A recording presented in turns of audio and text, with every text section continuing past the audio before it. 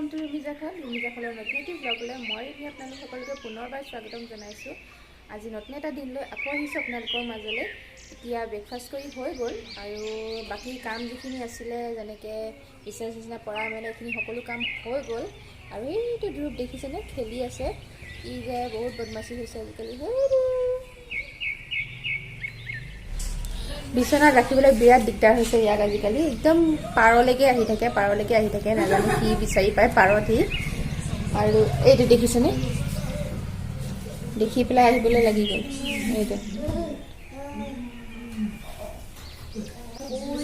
ব্লগটো start কৰিলোঁ যেতিয়া চলাই থাকিম, গতিকে ভিডিঅ'টোৰ পিছৰখিনিও চাই থাকিব, দিনটোত কি কি কৰোঁ আৰু কেনেকৈ পাৰ কৰোঁ।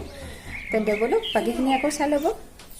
দুপৰীয়া আজি বনাম ফুলকবি আৰু মাছৰ জোল। তাৰ কাৰণে ফুলকবিখিনি মই বইল কৰি ল'লোঁ, অলপ বইল মানে 60-70% মান সিজাকৈ বইল কৰিছোঁ।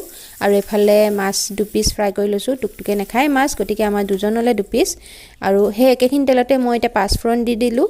আৰু পাঁচফোৰণখিনি যেতিয়া ফুটিলে তাতে দি দিছোঁ 4-5 ফুটামান নহৰু থেতেলিয়াই। আৰু নহৰুখিনি দি 10 ছেকেণ্ডমান ভজাৰ পাছতে মই ইয়াতে পিঁয়াজ দি দিলোঁ।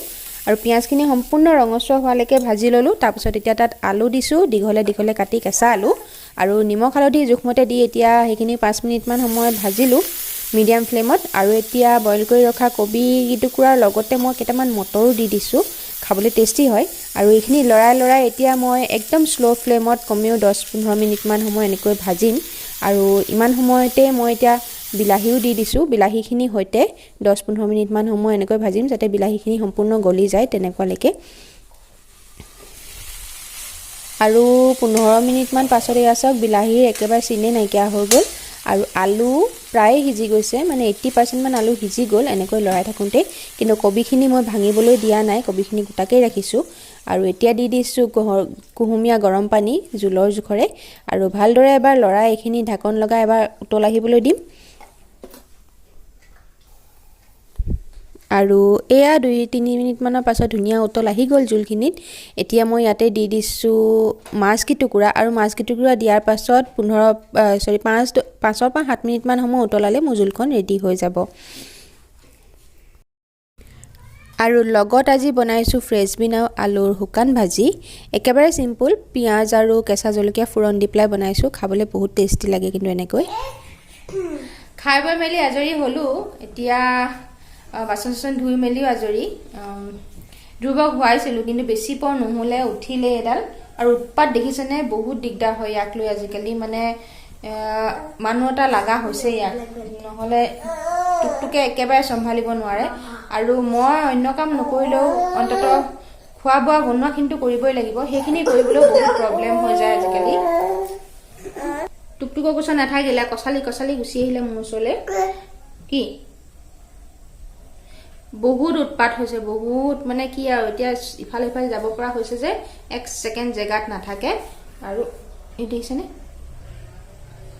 টুকটুকে এতিয়া একেবাৰে চম্ভালিব নোৱাৰা হৈছে। আৰু মানে কি, ভাত পানী বনাবৰ সময়তো মোৰ বহুত প্ৰব্লেম হৈ যায় একদম। মানে গেছ অফ কৰি একেবাৰে এখন ভাজি মই চাগে 2-3 বাৰ গেছ জ্বলাব লাগে বনাবৰ কাৰণে। সি কান্দিয়ে থাকিব, আমনি কৰিব, মানে বিভিন্ন অজুহাত তাৰ। আৰু আজি কিন্তু মাছৰ জোলকণ খাই বহুত টেষ্টি লাগিলে। আলুটো নতুন আছিলে চাগে, নতুন থকাৰ কাৰণে একেবাৰে গলি গ'ল আলুটো, একে চিনে নাইকিয়া হৈ গ'ল আলুটোৰ। আৰু খাবলৈ বহুত টেষ্টি হৈছিলে, আপোনালোকে এবাৰ ট্ৰাই কৰিব পাৰে। কিন্তু মোৰ আজি কেঁচা ধনিয়া নাছিলে, যদি আপোনালোকৰ হাতত থাকে তেন্তে কেঁচা ধনিয়া দি দিব ওপৰত, আৰু টেষ্টি হয় খাবলৈ। এতিয়া ফুলত পানী দিবলৈ আছিলে, কিন্তু ই যেতিয়া উঠি আছে দিব পাৰিম নাই সন্দেহ আছে। বতৰটো আজি কিবা কৰিছে অৱশ্যে, ৰাতিলৈ বৰষুণ দিয়ে যদিতো ভালেই, নহ'লে পানী নিদিলে বৰ শুকান হৈ থাকে জেগাবোৰ। আৰু ধনিয়া 2-এডাল অকণকৈ ওলাইছে, এতিয়া যদি পানী অকণ দি দিওঁ তেতিয়া বাঢ়িবলৈ সুবিধাটো পাব, নহ'লে মাটিখিনি বহুত শুকান দেখিছে আপোনালোকে যোৱাটো ব্লগত। আৰু যোৱাটো ব্লগ মানে কি, ব্লগটো মই এতিয়ালৈকে এডিটে কৰিব পৰা নাই, এডিটিঙৰ কাম অলপ আছিলেই। ভাবিছিলোঁ ভাত পানী খাই উঠি কৰিম, কিন্তু এই মহাশয়ে মোক এতিয়ালৈকে সেইটো সুবিধা দিয়া নাই। চাওঁ কেতিয়া কৰিব পাৰোঁ, আজিয়ে পাৰিলে আপলোড কৰিব লাগিব। কি কোৱা, কিবা ক'বা?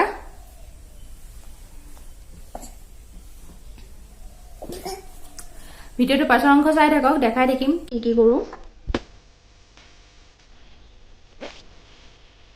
আছে চাগেলে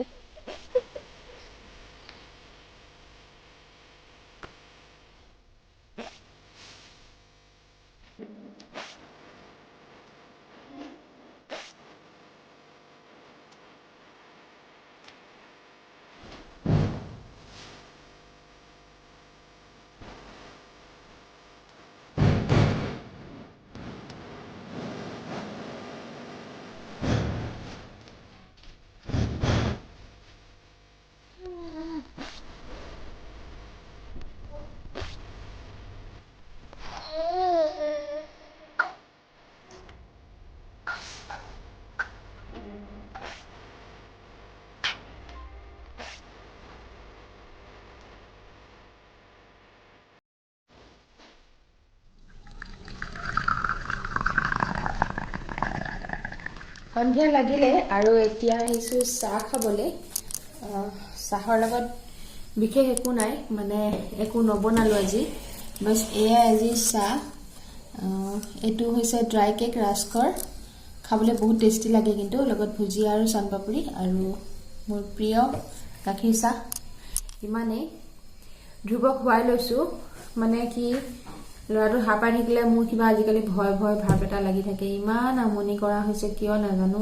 এইকেইদিন মা যে লগত আছিলে এনি টাইম, সেইটো কাৰণে এনেই কি এনেই নাজানো, মুঠতে এনি টাইম মই এতিয়া তাৰ লগত থাকিবলগীয়া নিচিনা।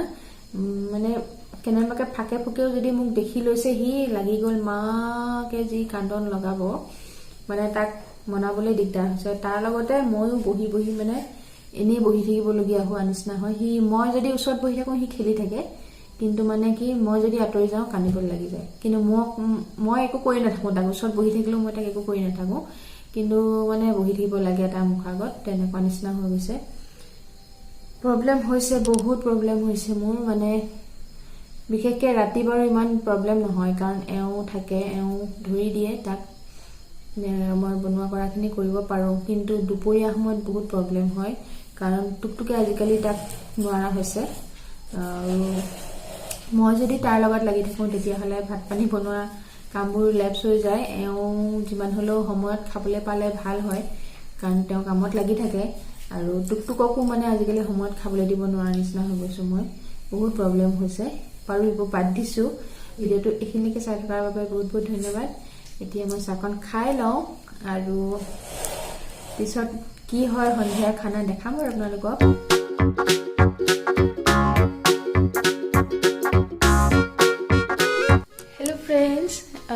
আজি মোৰ কপাল ফুলি, তাৰমানে এতিয়া মই অকণমান আৰাম পাইছোঁ আজি। আচলতে আমাৰ ৰাতি সদায় ৰুটি চলে, সেইটো আপোনালোকে জানেই সকলোৱে। আৰু আজি ধ্ৰুৱক সন্ধিয়া হোৱাই মই চাহ খাবলৈ লৈছিলোঁ, আৰু চাহ খাই উঠি ৰৈ থকা নাই, লগালগ ৰুটি বনাবলৈ গ'লোঁ। কাৰণ সি যেতিয়া উঠিব, উঠাৰ পাছততো মোৰ সাধ্য নাই সেইখিনি কাম কৰিবলৈ, বহুত উপদ্ৰৱ চলায়। সেইকাৰণে ভাবিলোঁ যে সি শুই থাকোঁতেই বনাই লওঁ, আৰু সি শুই থাকোঁতে সেইকাৰণে মই ৰুটিকেইটা বনাই ল'লোঁ। আৰু ৰুটিৰ লগত আজি আছে পনীৰ বাটাৰ মছলা, যিটো মই নাই বনোৱা, মানে এওঁ আজি হোটেলৰ পৰা লৈ আহিলে। আচলতে আমাৰ বোকাখাটৰে এখন বিৰাট ফেমাছ হোটেল নহয়, একচুৱেলি ধাবা হয়। তাতে আপোনালোকে বোকাখাটৰতো সকলোৱে গৈছেই, আৰু বোকাখাটৰ বাহিৰৰো বহুত মানুহে হয়তো সেইখনত সোমাইছে, কাৰণ আহোঁতে যাওঁতে বাটতে পাই যায়। মই Y2K ধাবাৰ কথা কৈ আছোঁ। যিসকলে খাইছে প্লিজ কমেণ্ট কৰি জনাব মোক। তাতে আজিৰ পৰা 2 মাহমান আগৰ হ'ব, তেওঁ মোক কৈ আছিলে বোলে Y2K পনীৰ বাটাৰ মছলা খাই যাবচোন, ইমান টেষ্টি হয়। মই ক'লোঁ যে এদিন আনি খোৱাবা, তেতিয়াহে গম পাম। তো হয়তো সেইটো কাৰণে চাগে আজি লৈ আহিলে, আৰু সেইকাৰণে মই একো বনাবলগীয়া নহ'ল বাৰু, ৰুটিকেইটা বনাই হৈ গ'ল। আৰু সেইকাৰণে কৈছোঁ যে আজি মোৰ কপাল ফুলিলে বুলি। আৰু এয়া পনীৰ বাটাৰ মছলা, দেখিয়ে লাগিছে ন বহুত টেম্পটিং হ'ব বুলি। আৰু ইয়াৰ পৰা যিটো স্মোকি ফ্লেভাৰ আহি আছে, মানে গোন্ধটো পায়ে খাওঁ খাওঁ লাগি গৈছে। গতিকে আজি আমাৰ দাবাতেই হ'ব, আৰু এওঁ ট্ৰিট দিছে। খাই নিশ্চয় ভাল লাগিব বুলি ভাবিছোঁ, কাৰণ দেখিয়ে বহুত ভাল লাগিছে। আৰু ভিডিঅ'টো আজি তেতিয়াহ'লে ইমানতে সমাপ্ত কৰোঁ। আৰু বেছি দীঘলীয়া কৰি নাযাওঁ যদি ভাল পালে চাই তেন্তে লাইক কমেণ্ট শ্বেয়াৰ আৰু যদি মোৰ চেনেলটোক এতিয়ালৈকে ছাবস্ক্ৰাইব কৰা নাই তেন্তে অতি সোনকালে ছাবস্ক্ৰাইব কৰি ল'ব আৰু ভিডিঅ'বোৰ শ্বেয়াৰ কৰিব প্লিজ শ্বেয়াৰ কৰিব লগতে আৰু এটা নতুন দিনলৈ আকৌ আহিম আজিলৈ আহিছোঁ তেন্তে বাই বাই